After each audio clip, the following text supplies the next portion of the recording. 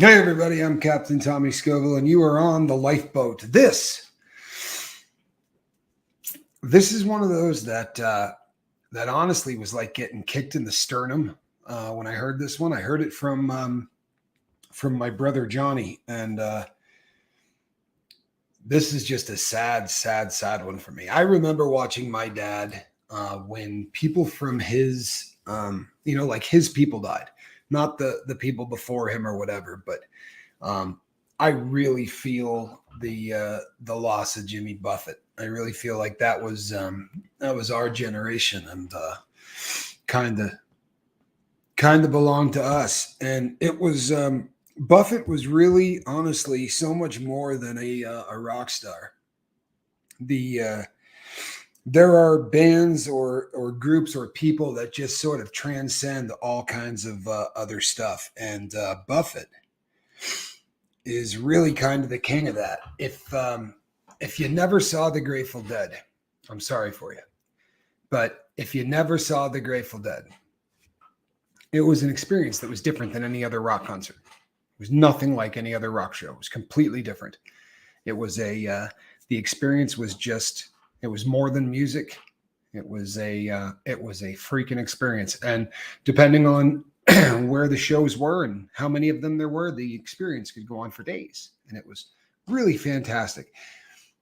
I never really felt that kind of vibe anywhere else except Jimmy Buffett concerts. Honestly, it was a very, very similar kind of vibe between Deadheads and Parrot Heads. Parrot Heads, I think, most of them had jobs, which made, a little different than Deadheads. But what I mean is, it was more than the music. It was, there was so much to the whole thing, and I was fortunate as hell to see Buffett and to see him often. I saw Jimmy Buffett every single time I got a chance. I don't think I ever had a shot at going to see him and didn't. Which is good. I saw him several times with my brother, which is awesome. Johnny and I saw him together. But I'm going to tell you my favorite Jimmy Buffett story, and it's got nothing to do with the concert. And I don't know if old Johnny boy is lurking, but he'll get a kick out of this one. You may have seen photos of my brother and I with hair, right? I'm sure we've used it as a thumbnail more than once. But it's a picture of the two of us standing together on a beach, and it's just a beautiful day. It was actually November, but you couldn't tell that from the picture. Obviously, looked like the middle of summer. But we were standing on the beach together and just sort of hanging out. On that same vacation, we were already doing drugs. And that was one of the vacations where we really brought a lot, like a whole smorgasbord of different drugs. It was like leaving Las Vegas kind of stupid, from stuff you could snort to all kinds of stuff. But however, one of the things that we had was LSD, and my brother tried to bite a hit in half at a traffic circle, like a turnaround. And he bit it and he went like this. And I said, "There's nothing in your hand, man." And he's like, "Oh no, the whole thing's in my mouth." So I just matched him, and it was an awful lot of LSD. It really was. It was a way more than we wanted to take. But we ended up hanging out with a guy with long dreadlocks, had the Rasta look. And we gave him some cash to go get some weed. Actually, you know what? Johnny went with him. And I hung back. They took the two motor scooters. I had one, and Johnny had one. So the guy took mine, and the two of them disappeared, went and got weed and came back, which was an adventure in and of itself, but that's a story for a whole nother day. But when the guy was there, we took out a little foot bag, a little hacky sack, right? And, Johnny was sort of giving it hell in his hand. And the guy said, "What is that?" We explained the concept, right, of a foot bag. And then we threw it up in the air to him. And I would imagine that he's probably still got that thing in the air, because he certainly never let it hit the ground. He's right.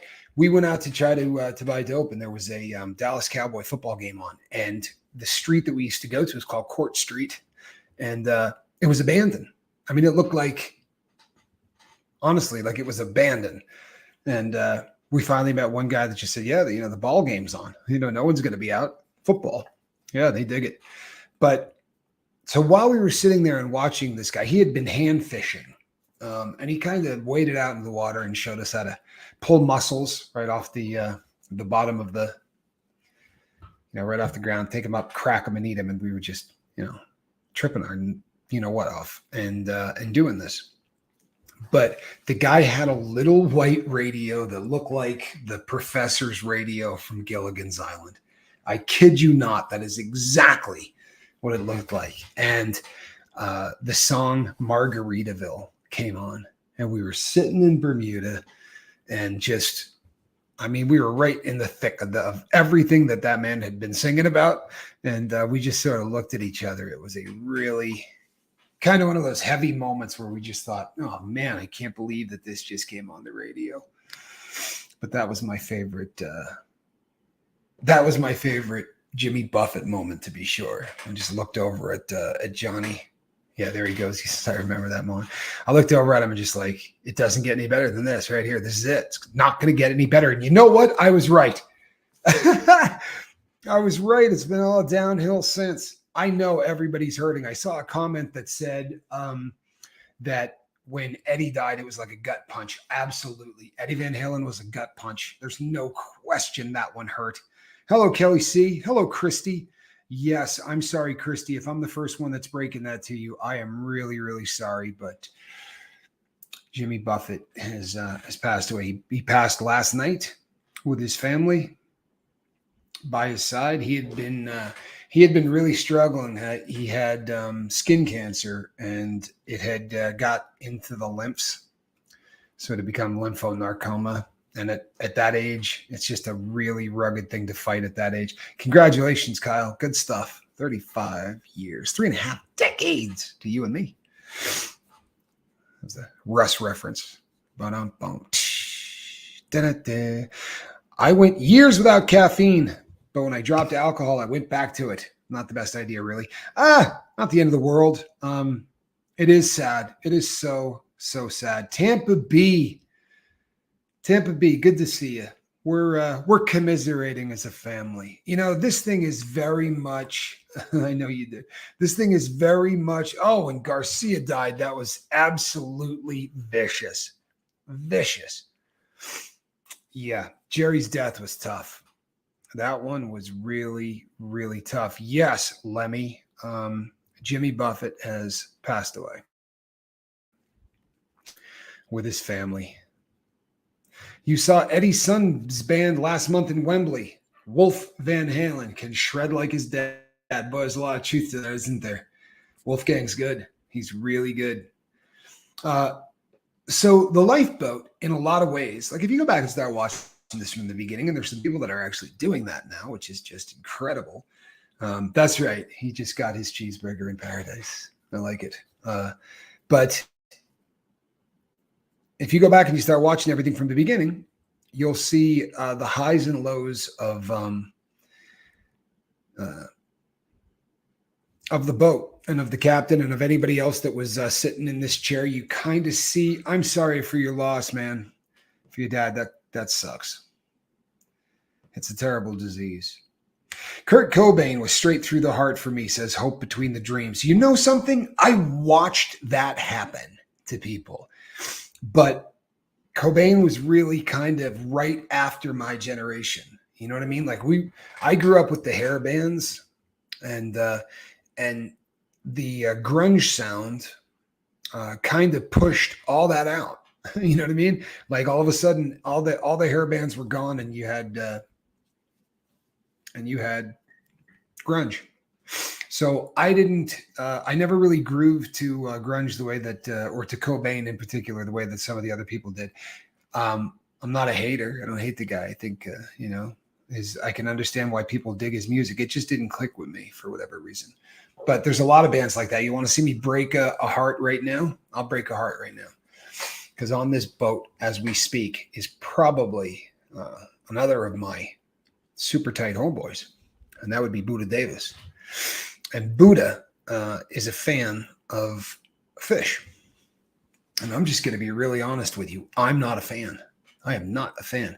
And when I was a youngster, back in the day when I was a youngster, they used to come to play at the school that I went to, the college I went to. They would play at a little bar that was right on campus.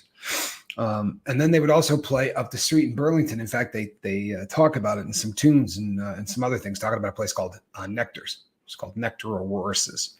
But Nectar's was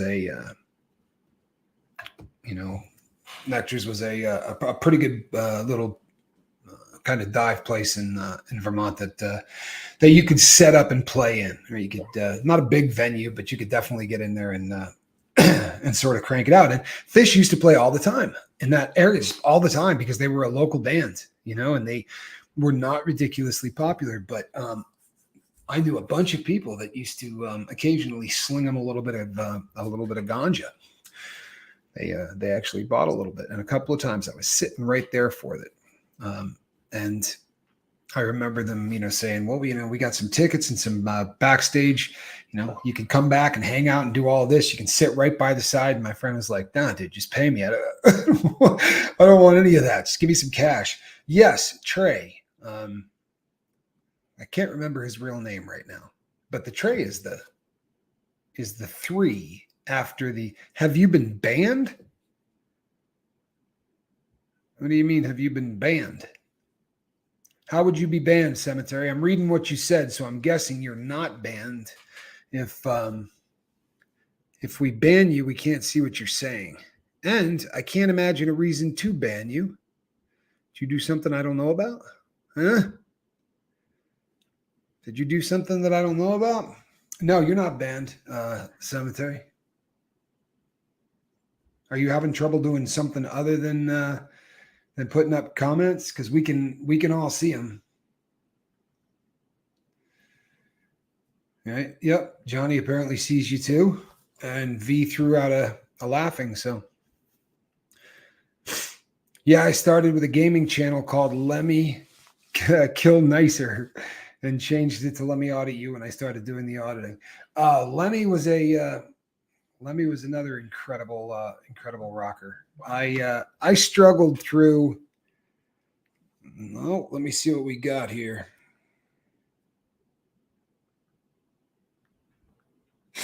Hold on one second, people. This is a good one. This is a big one.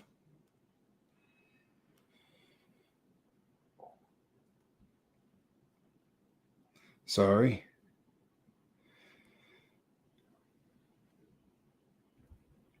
This is bad, isn't it? This is all kinds of, but this is actually about, I'm setting up a live feed that I'm doing with somebody else later. And I don't want to have this dude on hold because that would be wildly disrespectful.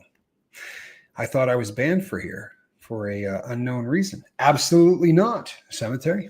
You've never been banned from here. By the way, Trey Anastasio. Yeah, I'm trying to remember what his first name is because the Trey was he is the third, right? Not junior, but the third, which is where the whole Trey thing came from. But we're getting to the age now where the people that we groove to, the people whose music we listened to growing up are going to start passing, and the actors we watched in films. I'll be honest, I'm struggling with the whole Bruce Willis thing. He is really, really struggling. And his ability to communicate is almost gone at this point. And that was the for me, that was really the actor of my generation. When he made his debut on television. I think I was a junior in high school or something. So just sort of grew up with the. Yeah, Goosebumps says David Bowie was a huge one. You know what? There was a bunch of people, Prince, Bowie, and Tom Petty all seemed to go right around the same time. And what's his name from the Eagles? All of them died in a very short succession. I was incarcerated for all of those. And I remember it just felt different. It didn't feel like I was a part of it. I knew people were out there. Yes, moonlighting, Miss Dragon. Never missed it. I was a big fan of that show growing up. Yeah, it's hard to accept, CK. I agree. John Lennon says Mind Games. I'll tell you something. I was really young when Lennon got shot. I was a fan from the time I was really, we were a family that listened to that band a lot. So it was a difficult thing, but it was different because of my age. You know what I mean? Hey, Rush, you're good, man. Ernest Joseph Anastasio III. There you go. Thank you very much. Garcia was probably the heaviest, says Johnny. That one was really bad. I'll tell you, it wasn't a rock star, but the other one that was a gut punch. I remember when this one happened, I was on the road. I was speaking, and with Chris Farley, when Chris Farley overdosed and died, that one took me down. Ray says there's only one BG left. That's right, Barry. Barry is still alive. Maurice passed away. I think he was the last one to go. Yeah, that family had some tough luck, right? Some really bad luck. Freddie Mercury was a devastating loss. Yep, to be sure. Neil Peart says, Carol and Steve, I have seen Rush too. Oh, you never got to see Rush. Oh, I'm sorry. Then I shouldn't say this. Maybe I'll just shut up. That was my brother. That was Johnny's favorite band, and when we were in high school, he absolutely loved Rush. If he was playing music on a on a cassette or something, it was usually Rush. It's heartbreaking when we lose these people. It seems silly. And I'm not downplaying it. Trust me, I'm not, because as I said, I've been kicked in the stomach. And at a Rush show, there were 70,000 guys and 4 girls. Oh, BB King. Do you know something? I have a shirt that BB King signed, and it was from Buddy Guy's Legends Bar is the shirt. And I bought it at Buddy Guy's Legends Bar.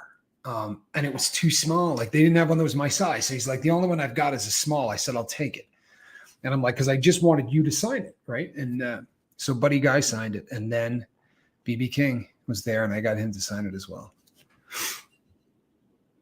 Phil Collins, In the Air Tonight live is the bomb. You know what? There's nobody on planet Earth that doesn't just lose it when the drum comes in. You know what I mean? People who have never heard music before, when that drum kicks in, everybody just goes, "Oh yeah, yeah." This was a really good one. Robin Williams still breaks my heart. Robin Williams was tough. Robin Williams was tough, especially because he was so open and honest about so much. You know what I mean? They had discussed people unaliving themselves, right? He's on tape talking about such things. So when it actually happened, it was terrible. When Paul Gray died, that hurt me. What a treasure that shirt is. Yeah, thank you so much. This shirt. This shirt is Tommy Bahama, and I threw this on. Oh, Gilda Radner. Gilda was amazing. What a talent. What a talent. Anthony Bourdain says Mind Games. Yeah, that was a weird one for me. That really was a weird one for me. Alice in Chains singer. Yeah. There was a period of time where all of those guys were dropping. There was just so many heroin overdoses in rock and roll. It got to be crazy. That sound that was coming out of the Pacific Northwest, a lot of those people were just so into into the opiates. That part of the country is just like opiate central. Hartman really hurt. Yeah. Lady Di. You saw Journey for your first concert with Steve Perry. Wow. That's setting the bar kind of high, isn't it? Hey, Lewis's Nightmare. Good to see you, man. Good to see you. It's been a while. You have a Russian blue named Wild Blue. I've owned Russian blues. They're fantastic. Anthony Bourdain, Robin Williams, suspicious, says CK. You know what? Buddha Davis says Paul Walker. Yeah, I think a lot of that, again, that's a little bit younger than my generation, but I would imagine that would have been tough. You know what I mean? For, like I'm talking about now about Bruce Willis getting ready to, he can't really speak and he's failing, but we had him for so long. If he had, died after the second Die Hard movie, I would imagine that would have been tough. Hey, DJ Daddio, there he is. He says, 2112 was my introduction to Rush at a tender age of maybe 6 or 7. I didn't know what to think. Today it's in my top 10, a masterpiece. Neil Peart's passing hit me hard. Let's be really honest. I think Chester Cheetah said it the best when he said, there's nobody that plays the guitar like effing Neil Peart. Then he actually snorts a big line of Cheetle and breaks the mirror, cutting himself. Do you ever see that? It's a Family Guy deal. But apparently Chester Cheetah was really into Rush. And 2112 is a great album. Really was. It's a great album. You know what? You listen to that album, and when it's done, you feel like you worked out. You know what I mean? It's not just something that you can watch. Quiet Girl. I don't even want to think about that. Oh, Tampa B says my first concert was Jay Giles, and U2 opened for the Met Band in the lobby. Oh, when you met the band in the lobby? Oh, no way. Jay Giles. Boy, did I like Jay Giles. When I was a kid, the Jay Giles band was all that. That was really a big one.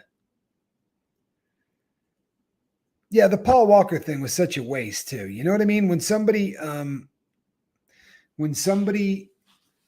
passes away and they didn't have to, you know what I mean? Like, it's always painful. Buffett, we're going to feel the Jimmy Buffett thing. We're all going to feel it. But you know something?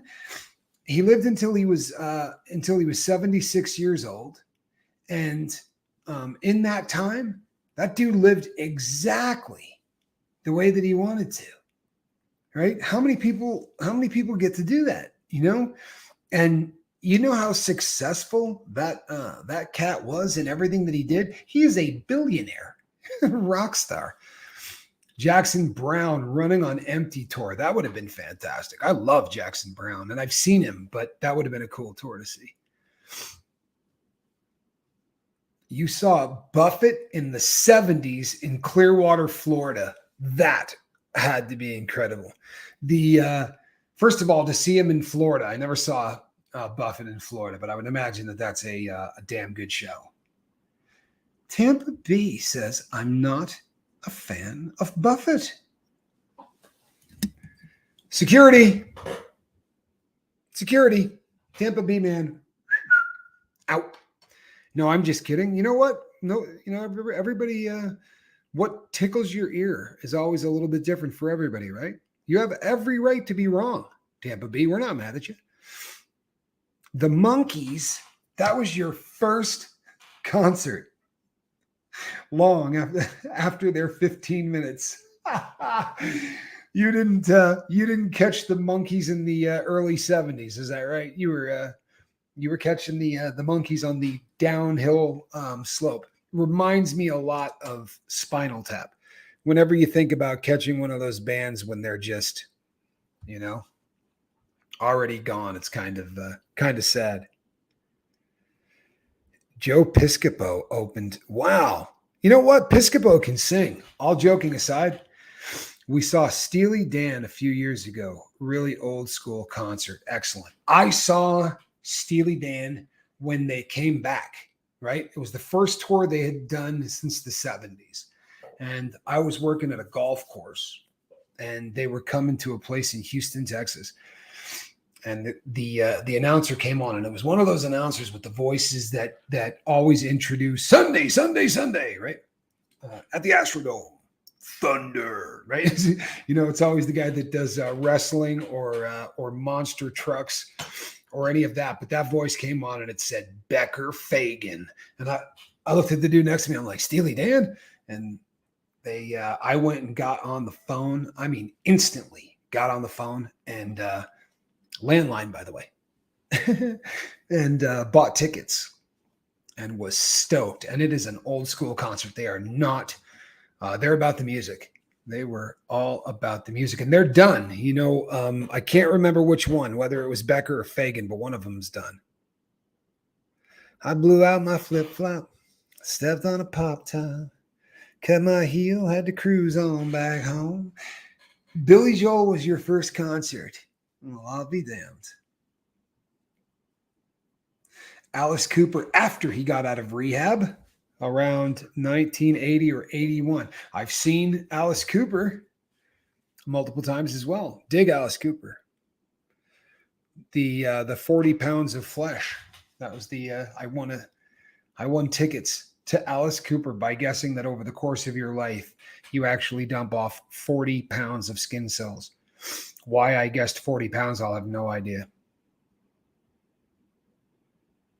You're at work and haven't done a thing today. That's not always such a bad thing. If you're in there on a Saturday and you're just sort of surfing the clock. So we used to, back in the day, in the old days, we used to call it clocking. Are you working or are you clocking? Just in there on the clock, getting paid, not doing a darn thing, and watching the Lifeboat, hanging out with some friends. Boston, boy, oh boy. There are those bands that you look at and you go, man, why didn't they put out 7 albums? Like that one album that we all know of with the spaceship on the front of it, right? Like that album is just so damn good. Why didn't they just keep cranking them out? But I don't know. They didn't. Depeche Mode still tours? I didn't know that either. I did guess it instantly. All the Ramones died somewhat early, 49, 50, 55. I want to tell you something. The Ramones were awesome. The Ramones were incredible. Just an awesome rock and roll band. They really are. I know people always like to call them punk. I just don't see that. I really don't. They just seem like a rock band to me. They sang about cars and girls and all kinds of cool stuff, and they're just very much a rock band. In my humble opinion. I mean, I realized they were only playing a couple of chords, but boy, they could play them though, couldn't they? And when you saw them in concert, you talk about a workout. Pink Floyd in Houston. What year did you see Pink Floyd in Houston? Because there's a good chance I was at that show. I mean, unless it's really recent, because we had a friend that ran the concert security for all of the shows in Houston. So I used to get all access. I worked security at most of them. And I would bring Johnny too. Los Lobos with Carlos Santana. I've talked about this on the Lifeboat before, so I'm going to be boring some of you. But I'll tell you something. I've got a thing about... He and I have a thing going back and forth, Carlos Santana. Every single time I had any opportunity whatsoever to see Carlos in concert, something came up that made it so that wouldn't happen, right? Every single time there was something. One time I got arrested. Another time he got arrested.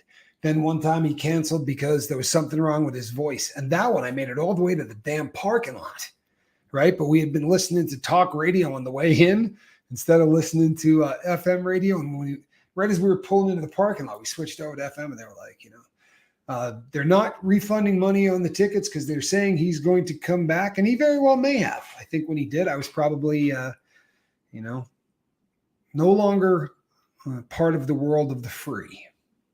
So, but Santana constantly It's like if Carlos Santana, yeah, I saw the Eagles. The first time I saw the Eagles, I saw him on my brother's birthday. That was his birthday present. I gave him front row to the Eagles and an airline ticket, and he came down and we had a ridiculous time. That was a really good one. Pat Benatar. Dude, Pat Benatar was awesome. You know, I loved Pat Benatar. Oh, you know what? That was the first one ever that got me. Really, that was the first one that really got me, was Stevie Ray. Stevie Ray Vaughan died. I was in Texas when he died, and all of the flags were at half staff. Like that was just vicious. At the time, I was driving these little British sports cars, and one of his relatives had a garage in Austin, Texas, and he would falsify my my smog certificate so I could go get my little British sports car done. And we hit it off because the first time I ever walked into his store, he had tons of pictures of SRV all over the place. And I was like, oh man, I love Stevie Ray. And he was like, yeah, he's in my family. And he busted out all these pictures and we started talking. And then he started giving me really good deals on, I would buy like 3 or 4 of those stickers all at once. I just have them in the glove box. So whenever it went bad, you just take that one off and slap on another one. Ricky's Garage. Wow, that's pretty impressive. That was my brother just came out with Ricky's Garage. What kind of car was it? The one that he was letting go at that time was one of the like the Spridgets, the Sprite midget class.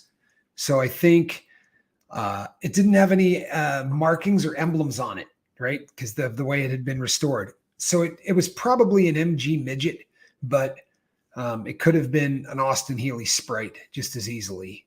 You know what I mean? They had the exact same body. Mini Cooper or the Bug Eye. There's nothing like a Bug Eye Sprite. That is one of those cars that when you see it looks like it's alive. It just wants to wink at you. Weather report.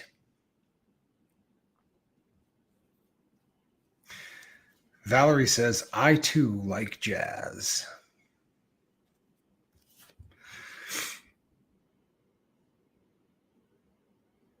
Yeah, John Lennon died way too young. Dale Earnhardt. I would not have thought of that, but yeah, that really touched a lot of people's lives. That is the most popular sport in America. Did you know that? That's a true story. Val, why are we crossing our fingers? Why are we crossing our fingers?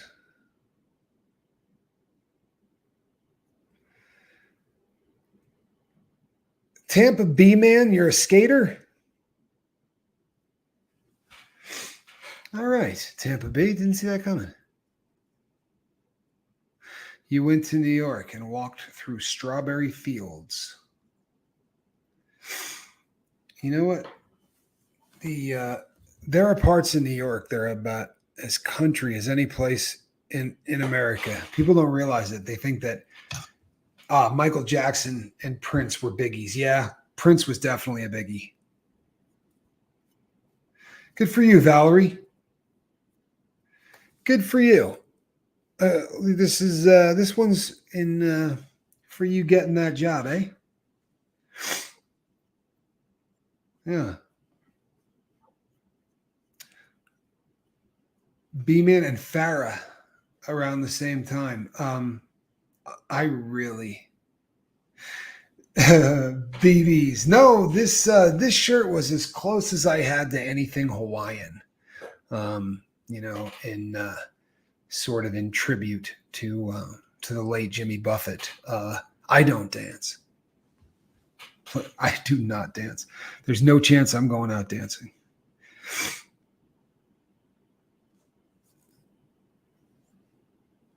Wow. You walked by the old building, huh? The Dakota was a creepy building. Always was. Do you know how it got that name? When they first bought that land and built it, there was nothing near it. It was so far out from everything else in New York that the joke was, yeah, it's a nice building, but you're practically living in the Dakotas. That's how that started. And then, of course, everything caught up to it. I saw this. Do you see this one here? Hope Between the Dreams says, they announced drones will be flying over your barbecues this weekend. It's not my New York City anymore, says Hope Between the Dreams. I heard this last night, and I'll tell you something. You know what freaked me out the most about this story is the number of people that were cool with it. The number of people who just went, you know what? You know, they got to catch up with technology because there's no way to know if these people are having parties. It's like, you know what? If people are having parties, leave them the hell alone. Seriously, going to stop a party? The hell are you going to do that for? Right? Leave them alone. It freaks me out quite a bit that they're going to be flying drones over the backyard looking for people doing things wrong. I swear to you, I will shoot that thing down and I will feel good about it. You know, and when they say anything to you, you say, "What, are you kidding me, man?" You know, how do I know that that's not some weirdo trying to look at my kids or anything else? No, I'm taking it out of the sky. You should be ashamed of yourself for doing that. Call yourself law enforcement. What the hell's wrong with you people? Definitely a George Orwell moment. Mind games. Yep, good call. That shirt calls for a night on the town. This seems to be a popular sentiment. Apparently, I have got to go out now. Probably not going to dance, but I skated with weights on my ankles and wrists, lifting and cardio at the same time. It's a great idea. It really is. That's a great idea. You have a killer on the escape from prison for murder in Philly. Did he escape from a state place or a federal place? Apparently,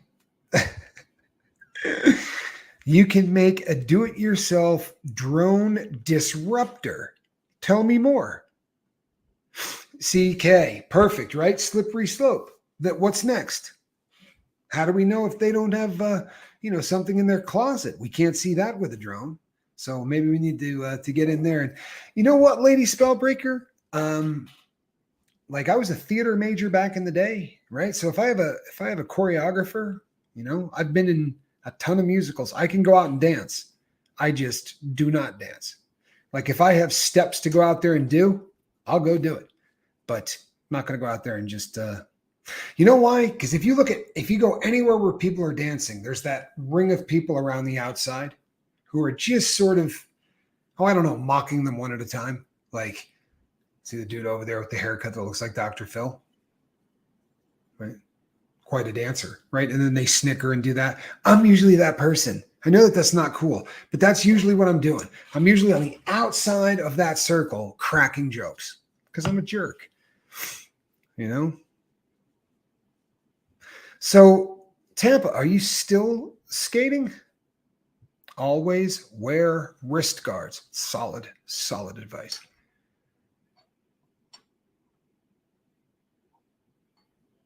That's an excellent idea. Do you see this? Carol and Steve got it.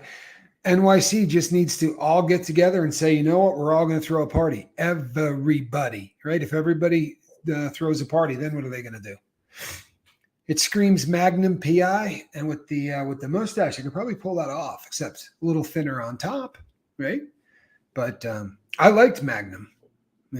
He drove a Ferrari 308, right? And he lived in paradise. He had it going on. I was a big fan, really big fan. I don't know anybody that wasn't a big fan. Come on, who didn't love? Whoa, what do we got? Tommy. These would be state prisoners in Chester County. Been on the run for 48 hours or more. He killed his girlfriend by stabbing her to death in front of her kids. What? He's 5 feet tall, and he was only in prison one day. Apparently, he didn't like it, right? I wouldn't want to be him. They're not fond of trying to really bring those people back. They usually just hunt them, Honestly, that's the way it goes down. You got to be insane to try to escape from prison. There was a guy whose last name was Kennedy. And You know what? I'm going to tell that story on another day. That's a rugged story. No one wants to hear that right now, I promise you. I used to go live from the park with my roller skates. I do not wear a helmet or any guards. Lady Free Flow, what are you doing? Let me tell you something about not wearing helmets. I really wish that I had worn helmets. You know,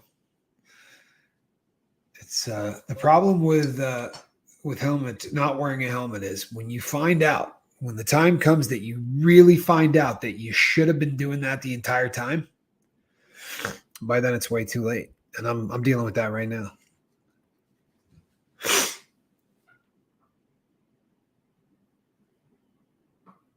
I look like an idiot skating, says Tampa B Man. I started out being an ice skater, then ballet. So I skate like a crazy lady, which means she goes at night. You know, the man in Tampa B Man, it could throw a person off. Comments, I didn't think you were a lady. But I mess that up all the time. I really do. I'm almost known for it.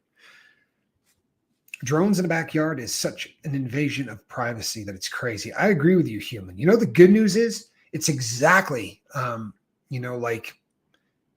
maybe bird hunting. If you got bird shot, I don't think that there's a drone out there that's going to take one good peppering from a shotgun and continue to fly. And I think you'd beat it in court. I really do. What judge is going to say, I mean, you go, I watched somebody peeping my house. Right? This was a peeping Tom. And I know I'm not hurting the peeping Tom. It's just a machine. So yeah, I shot it. I can't see anybody getting in any trouble for that. I usually head for the grass if I feel like I'm going to fall. Not a bad idea. Not a bad idea. Tom Selleck was a Marlboro man? I had no idea.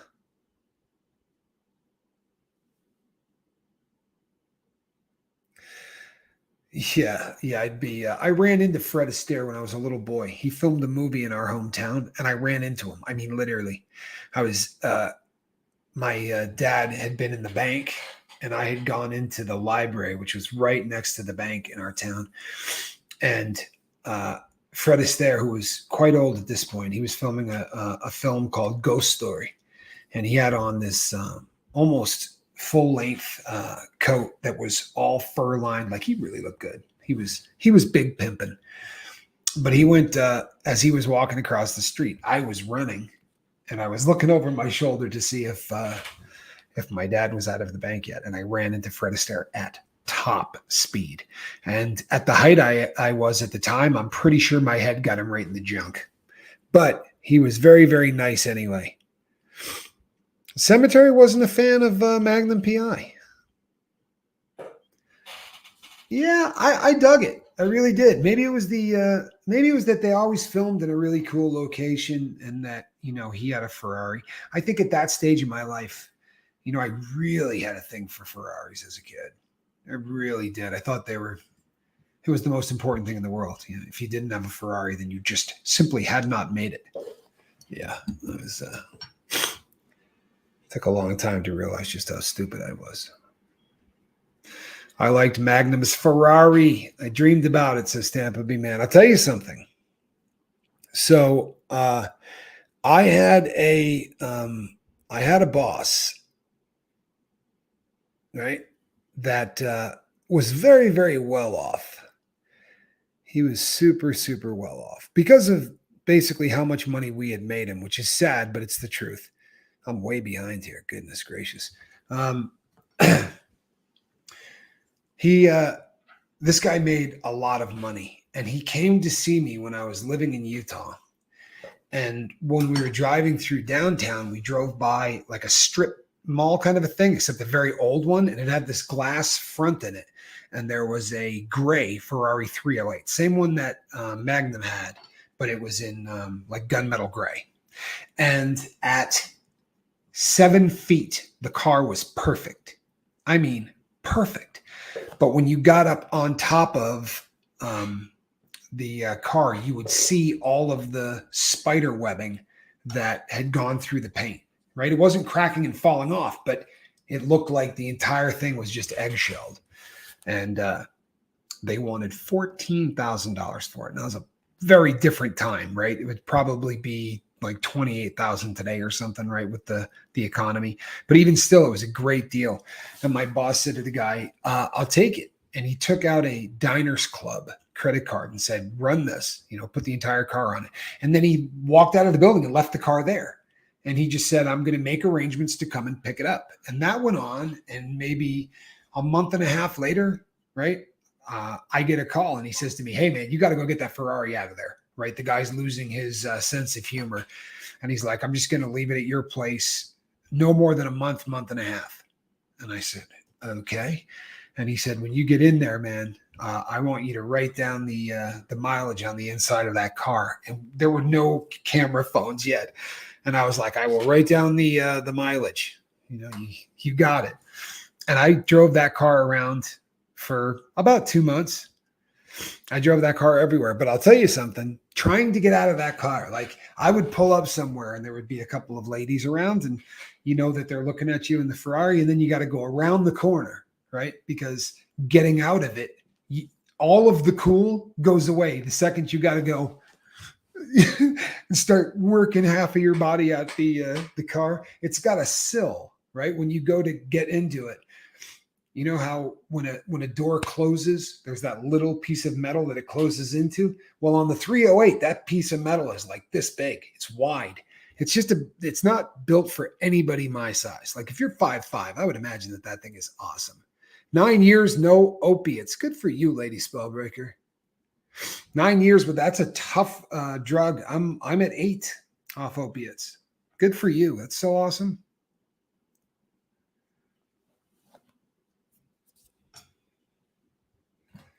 Good luck, lady. I had one too. On record till you die. Uh-oh.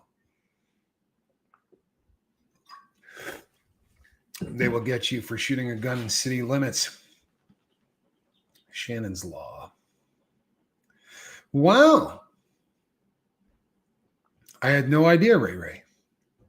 Well, then I'll be in deep trouble because if they fly a drone over my backyard. No, honestly, I don't do the gun thing, but boy, would I like to take one down. You could probably do it with a wrist rocket if you had any game. I'm a fan of the 911 a lot more than the SUVs in the Porsche, but Cemetery says 9 years, great job. Well, you're almost at 2 years. He says he probably won't make it till 9.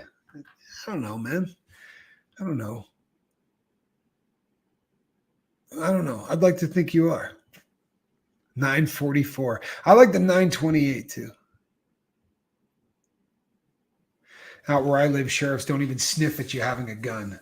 13 years. No opiates for Johnny. Man, that's good. Wow. Valerie has never had a driver's license. I had a learner's permit that I just kept renewing so I could drive my husband around for a while. It's great that I wasn't driving as a drinker. Yeah, it is. So many people lose their life that way,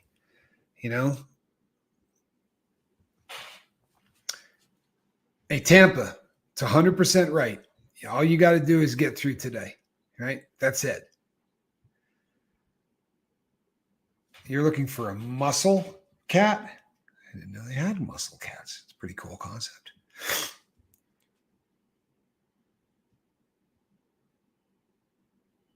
Wow. Yeah, the people that shoot guns into the air, that is just one of the stupidest things I've ever seen. The Audi Quattro, I think that was the first car that I remember seeing somebody that was in our sphere of influence. Like the first car that somebody had where I went, holy crap, that's cool. There was a dude named Mike. He was pretty dishonest. In fact, he was famous for telling really tall tales. But he had a white one. Very, very cool car. 68 Barracuda. Your first car was a 68 Cuda. How good is that? How good is that?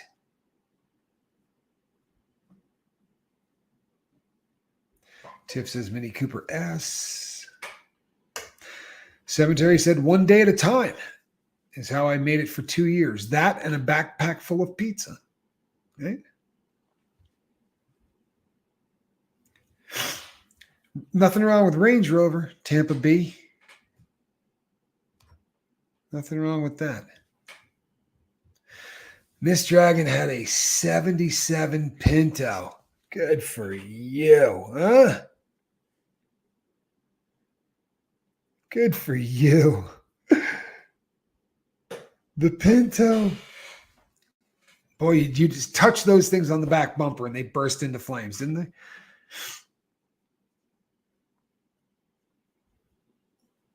That's insane, Valerie. See another person who got injured that way. It's just so stupid. It really is. It's just stupid.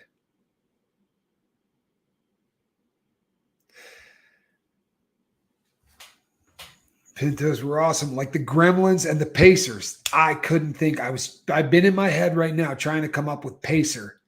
That was a Pacer looked like an aquarium. Like as soon as you looked at it, you thought, you shouldn't drive this. You should grow weed in it. You know? It looks like something that you would grow or put turtles in. Like I think it would be awesome to have one of those in your living room, fill it with dirt and let turtles live in it. Because it looks like a terrarium. It doesn't look like a car.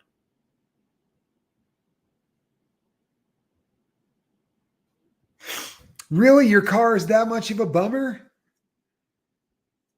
Tampa B, that sucks.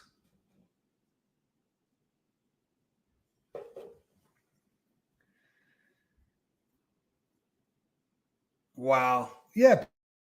People just firing guns into the air is just an incredible, just stupid thing.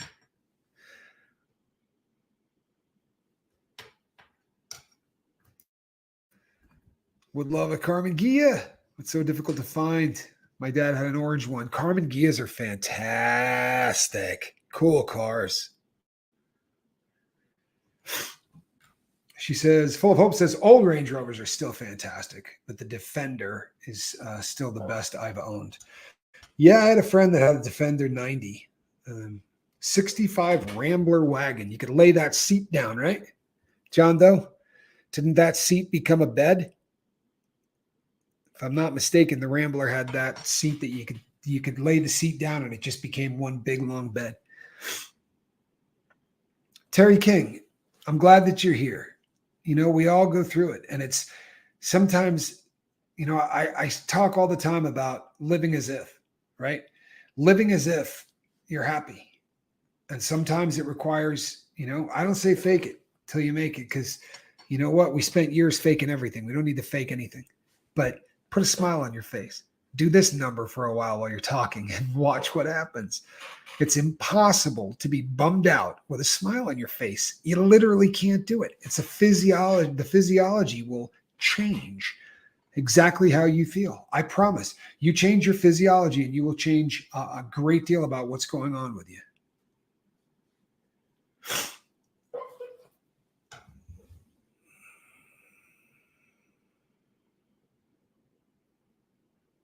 Sorry. Well, CK, I appreciate that. I don't want any strikes. Hope Between the Dreams says you are so right. It's the truth. It really is. And you know what? The face I use as an example because it's such a good one, right? It is really an excellent example. But rolling your shoulders back, pushing your chest out a little bit, you know what I mean? As we start to do this number, right? And we start to move on in, you know what happens? Seriously? We shrink, right? We shrink all of this area, right? So our abdomen and our chest and our clavicular area, which all has lungs underneath it, right? We're making it smaller. So the amount of oxygen that you can get into your lungs isn't as much. So it starts having this domino effect, right? You're already bummed out. You're already feeling bad. So it starts this process, which literally starts making you physically, right? Start to do things that are going to make you feel bad. And the worse that gets, right? No, you know what? Deep breathing, it helps a lot. It is a cliche, but it's not. Because nobody in this, they don't teach you how to breathe. They just assume that, well, you know what? You're 6 years old and you haven't punched your ticket yet. So obviously you're breathing correctly, and it's not the case. Mr. Clean, yeah, we are commiserating. the loss of Jimmy.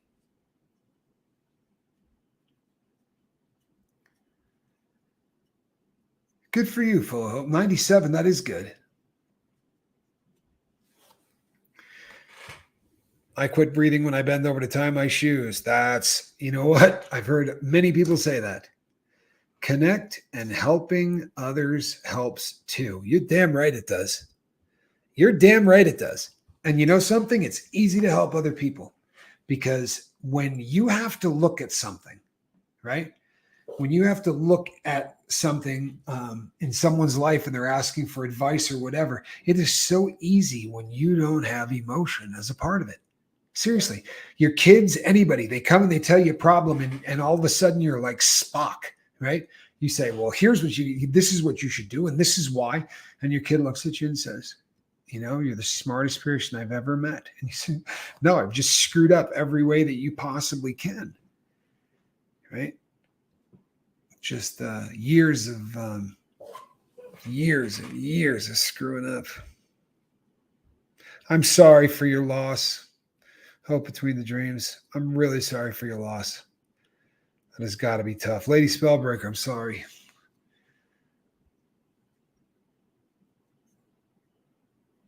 Wow.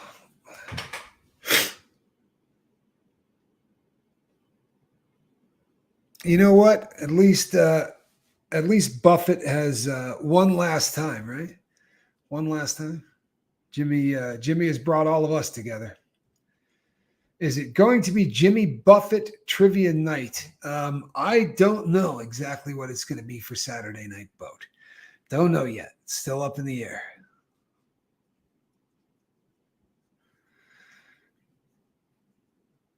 You know what?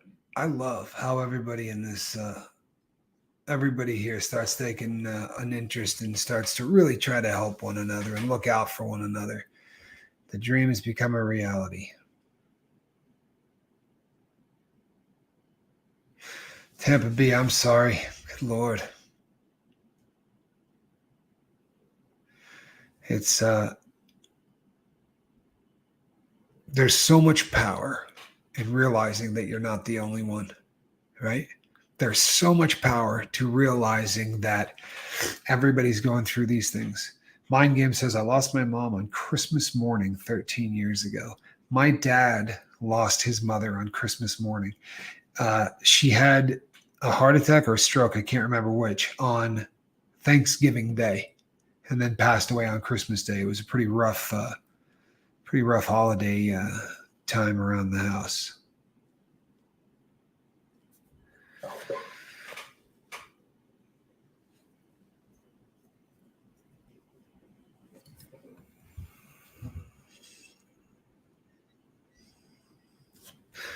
Mind Games. Let me see here. Yeah, that is so tough, man. It really is.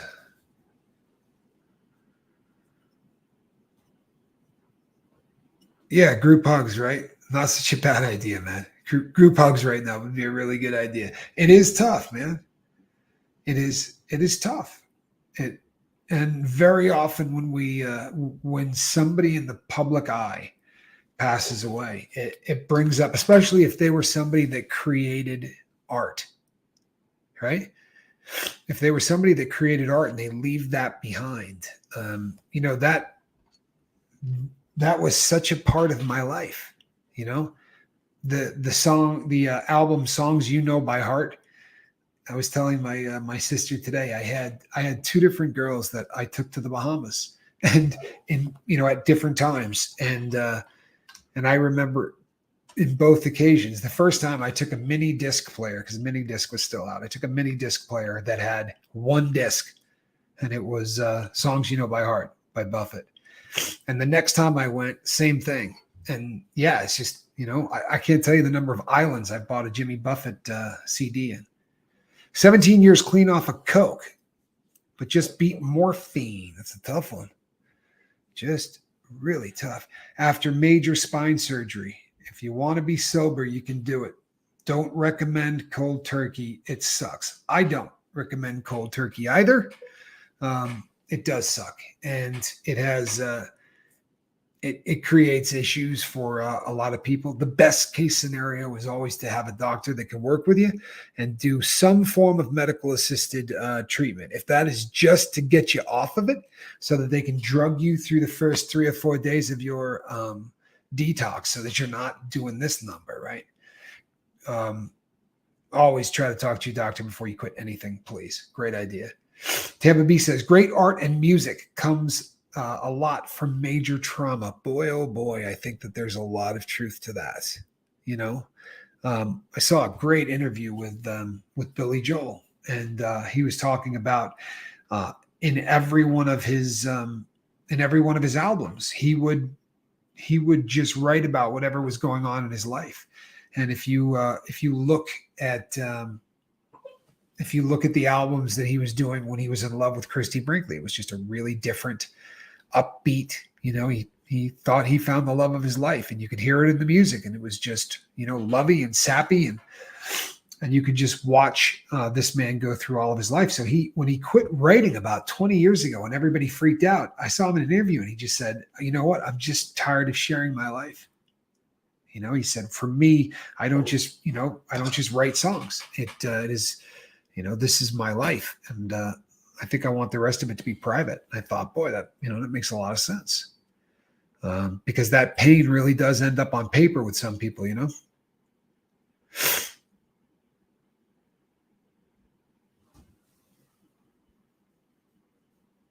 Tomorrow is not promised. There's no question.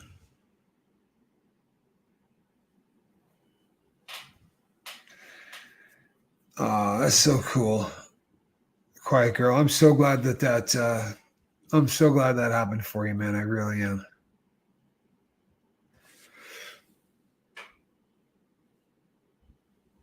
Yes, anniversaries for those you love that have passed are very hard, no matter how many years have gone by. It's true, mind games. It's true. But you know what? Saying that out loud, if that's all that you did, saying that out loud helps, right? To just admit that, these are really hard on us, and that, we have feelings, and it sucks.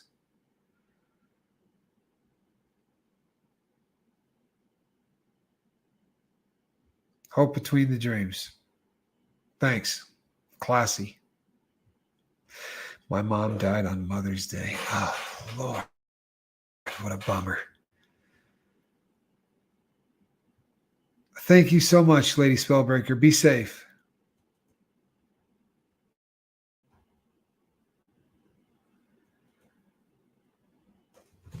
All right.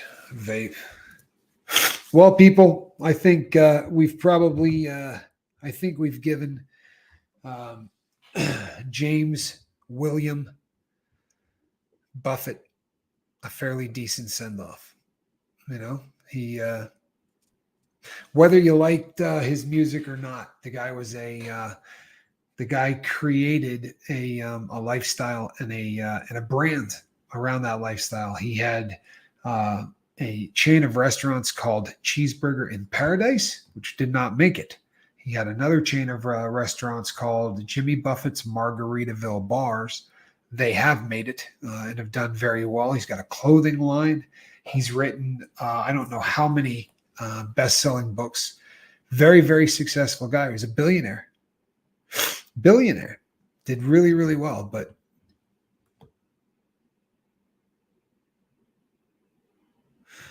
I'm so sorry, Mr. Clean. I'm so sorry. That is so messed up. Says his mom was killed Christmas night by her new husband. Didn't celebrate till my grandbabies were born. That makes sense to me. I mean, I can understand why. I really can. I'm glad to hear that you are, starting to, at least for the grandbabies. I think that's great. A white sport coat and a pink crustacean. Love it.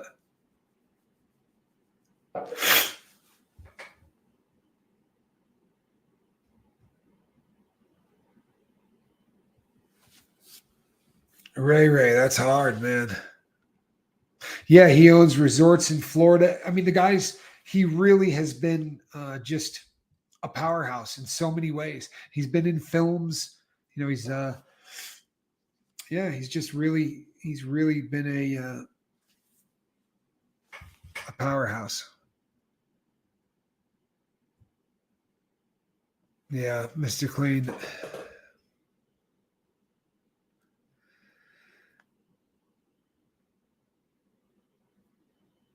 Yeah, really good writer. I get that. He says, I'm going to listen all day to Jimmy. I get that. I get that. I've already been doing it. I've already been doing it. The album, his greatest hits, songs you know by heart, there's just not a bad song on that. There's not one bad song on that. It doesn't matter where you start. It's just a great album. Uh, makes you feel good. Makes you smile. Tommy, what do you call your chat? I'm not sure I understand the question, Tampa Bay.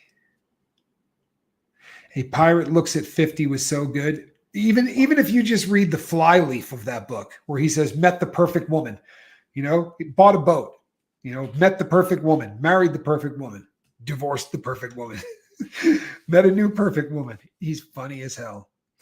The crew. Yeah. All of you, we refer to all of you as the crew. That is how we refer to you. Mr. Clean says, Tommy, I'm hooked on this channel. I'm so glad that you are. I really am. I am so glad that, you are the crew of the boat. The best crew anywhere in the world. Been more blessed than, I did a show a long time ago called, Tell Me I'm Lucky.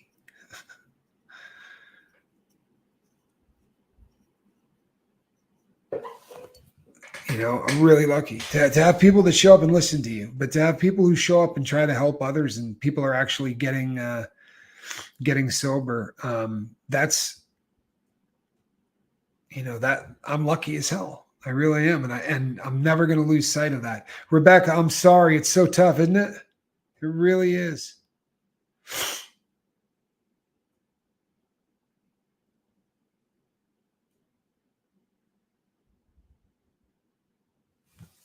Now, let's see. What did that say? Damn, I was moving really quick. Human said, I just found out about the lifeboat and I've been watching all the old live streams. Very cool. I love it. Very cool.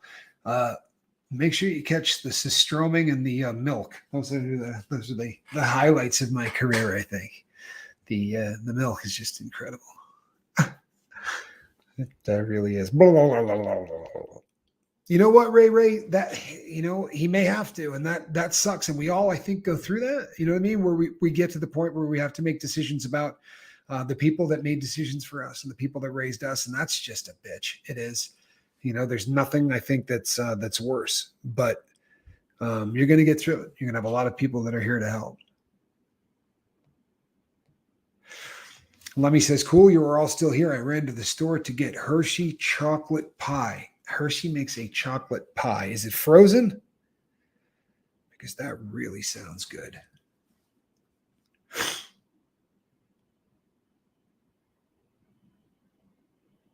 Mr. Clean just found us after the cold turkey. Well, I'm so glad that you did.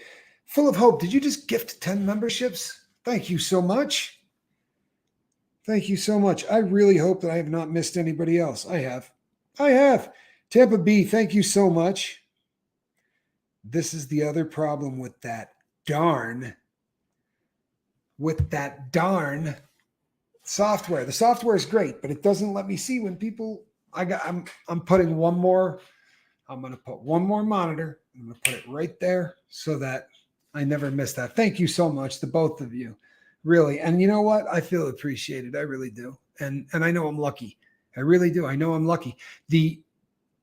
It was a good idea. It really was. The lifeboat was a great idea, but this wasn't the idea that I had, right? I'd be lying to you if I told you this is what I dreamed up. I didn't, I dreamed up something different. And then you guys made it into this, and it sure as hell has become something really, really special. It really has. But I wish that I could tell you I knew this was going to happen and that I'm a genius, but I didn't. And the reason that it happened, I promise you, the reason that it happened is because the first group of people that we got as crew, and a lot of them are still here, they made everything happen, and they stuck around through some really ugly and dark places and times to keep this thing going. And now I think we've gotten a lot better at it. Rebecca says, Danny Masterson to be sentenced soon. He's going to be sentenced next week on the 7th. And as your fearless captain, I will be going out there to represent the lifeboat at the sentencing. Yeah, that's right. I'm going to go out there. And I will also be running into another guy that I know most of you are fans of, right? Gentleman by the name of Aaron. You done screwed up this time, Aaron. But Aaron reached out to me this morning and said, I'd really like to go live with you today. So I think we probably will be. Sometimes he gets booked. The man's busy as hell, and I get it. So if not, it'll probably be tomorrow, but we're going to find out. I think it'll probably be today. Stability this channel gives. Jedi Masters Yoda. Stability this channel gives. Yeah, well done. My mama taught me it was polite to knock before entering, which I equate to the like button. So I hit it when I come in. You know what? What a great way to put that, huh? Will we do a joint stream in person? We will. Yeah. The next live stream will be at 5 o'clock on this channel, right? We go live at 5 a.m. and 5 p.m. on the West Coast. 5 a.m. and 5 p.m. on the West Coast. The other shows that pop up along the way, they're not planned. But the 5 and the 5 are always going to happen. Did everybody see this? Lemmy has a premiere in an hour. Everybody, if you want to head on over there, support Lemmy. If one of my mods wants to put Lemmy's link up there, you could do that. I hit the like first on everything I watch. Well, thank you, Tampa Bay. Thank you so much. I am so glad that you found this channel. I'm not kidding. It's an excellent fit. It really is. I have so much admiration for the honesty of the crew that just got here. How much people are just opening up and talking about things that are going to make them heal. Thank you, human. I'll tell you something right now, people. This is really what it's coming down to, right? This is what it's coming down to. I have a business, right? I sell vintage watches, and they're expensive watches, and it keeps me alive, and it gives me a lot of time to do the lifeboat, because as the boss of as the owner, I'm never going to crap on myself for taking a little bit of time to do this or to do that. And it keeps everything rolling. The day is going to come where I can't do both of them. It's just a reality. And when that day comes, I'm going to just do the boat. So, and I'm going to come up with a different way of taking care of it. We've got a couple of ideas that are in the pike, so that I will have the opportunity to keep everything running. But I'm not leaving the lifeboat for any reason. If I had to leave one or the other, I would leave the other. And I love watches, man. I love watches. Vintage watches are my favorite thing in the world. No way. No way. Vintage watch fan.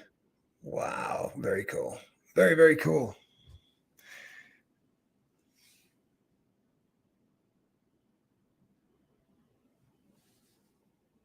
Swiss vape, that's a very kind thing to say. It's a very, very kind thing to say. It really is. My husband has a beautiful Omega from the 60s with a faceted crystal. I know that watch. I know the one you're talking about. I know the one you're talking about. All right, people, I will be back at 5 o'clock this evening. Between now and then, reach out and try to save somebody. And for those of you who say, why did you not put a link up to your watch stuff? The problem is that the hypertext, whatever, where it switches on the link to take you there, it's not going to take you there. Every time I've used this link, right, which was built for me, but every time I use this link, it's going to take you to someone who has the exact same name as a business, but does something different. And doesn't really benefit me. So I'm trying to get that ironed out. And at which point I'll be more than happy to let you all come over and check out the selection. I love watches. I love talking about them. But that's the reason I didn't put it up. I'm working on it. I really am. I'm just so damn bad at the technology end of these things. Mr. Ray, you don't have to make food. I'm going to be coming down to see you this week, and I'm going to be feeding you. How do you like that? Tommy, honestly, you're real and you have good takes on life. I love all of the creators, but honestly, some of them are exhausting to listen to, but you are restful. Aaron, Claire, and Mark, and Janice, and Mark, and Amy. You know what? I had 8 years. I had 8 years to read every single thing I could read and concentrate on addiction and concentrate on changing who I was. And I had a mentor that had spent far more than 8 years working on this. And I mean, honestly, it really was like a Yoda situation. He was just so freaking intelligent and so articulate and patient to a fault. Because I'm not that bright. You know what I mean? It takes a little effort to teach the captain. And Q never once lost his cool or his patience with me. And I would have. I promise you I would have. Hold on a second. So 5 o'clock this evening, right here. Now, I had told everybody that I was going to be interviewing Lemmy, and then a bunch of you jumped all over me and said, "What the hell do you mean you're going to be interviewing Lemmy? It's Saturday Night Boat." I got you. I reached out to Lemmy and I said, "Lemmy, would it be cool if we did your interview on Sunday?" Lemmy has not gotten back to me yet, which is why I'm doing this here, just in case he hasn't looked at his Lemmy, you still around?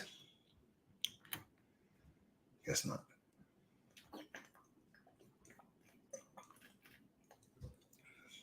Love you all. Got to record the news before I go to town. Yes, you do. I love your news. Goosebumps. You know what? I do give myself credit. I promise you I do. I do. I put a lot of effort into this boat, and I will take credit for that. I put a lot of effort into this boat, but we've been blessed to hell with a lot of the other stuff. Lemmy, you're here. So I sent you a text that said, we can do it tonight, Lemmy. Just reach out to me. All right. Give me a call in about 5 minutes and we'll talk about it. But I sent you a text. Just call me in 5 minutes. We'll get it figured out. All right, people, 5 o'clock tonight. We will be here. Don't know what we're doing yet. Don't know what we're going to be doing about it yet. But we'll get it figured out. And I will see you all right here. All right? God bless you. The cat will be there too. Right now she's hunting reptiles. It's her new favorite hobby. She chases lizards around. Hope between the dreams. We're really happy to meet you too. Hey, Vape, I love you, bud. Tears are a good thing, man. They really are. God bless you. We'll see all of you tonight. Right? 5 o'clock, right? No. Me here.